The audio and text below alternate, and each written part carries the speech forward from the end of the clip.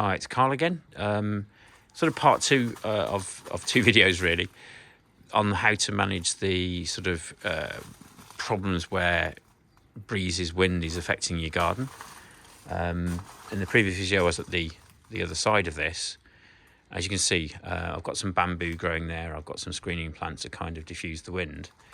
But what I've wanted to do for quite a while, both aesthetically and practically, is put a gate down this alleyway. So if you have a look down there, this is the sort of 1 metre standard UK gap between the houses, and my house projects forward of the neighbours. So the trouble is when the wind blows from the north or the northwest, it catches on the house, whips down this alleyway and creates quite a gale really. So again, it's a bit off the topic of ACEs directly, but I think this is hopefully really useful. So this gate isn't solid. What it is, it's sort of like fence panels, in that if you look down here through them, you can see how it's constructed. So there's a central piece of wood here, and then you've got slats in an alternating pattern really, either side. So the idea is if I put my hand against here, I can feel the breeze sort of blowing through it gently, but we're not really trying to stop anything.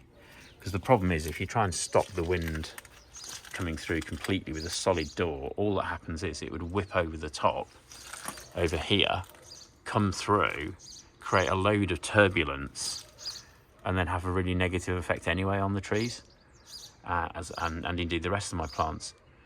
So in this way, this is all about slowing the wind down really. Obviously from a decorative point of view, it's a real mess around here, but we're always honest, so there we go.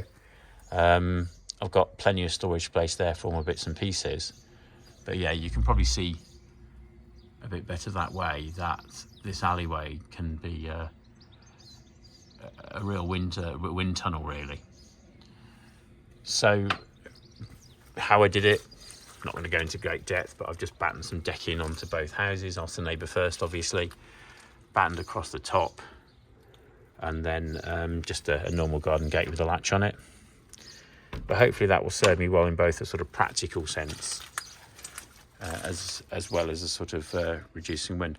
Again, some people, this might be the first one of my videos you've seen. With Japanese maples, it's really sort of wind drying them out that's the culprit and the enemy. They will stand really quite high temperatures actually. I've seen them in polytunnels last year at 50 degrees, believe it or not. Because the polytunnels were actually windproof, then yes, they will survive. One or two got slightly crisped up, but overall they've done incredibly well. So here, just in the loo of the house, it's okay because obviously the house is 2 stories tall, so the wind, they are well protected from the wind. A little bonus actually I'm just thinking about is that because I've now stopped that channel, the wind used to whip round the corner more, I believe, and kind of disturb plants where those water butts are. So that would probably help the plants in this area as well. So again, I hope that's kind of useful. May seem a bit off topic, but I don't think it is. And again, what it means is that this side of my garden, which is a fence that's south facing, this faces, I'm kind of now looking west, means that all this area should be thoroughly usable, because I can put as many ACEs as I like on top there, or maybe at the front as well in time, and that's going to be fine because it won't get dried up by those fierce northerly winds. So I hope that helps. Creating the right environment for ACEs is really important. I've sort of said previously, the best thing with ACEs is to put them where they want to go, not where you want to put them actually.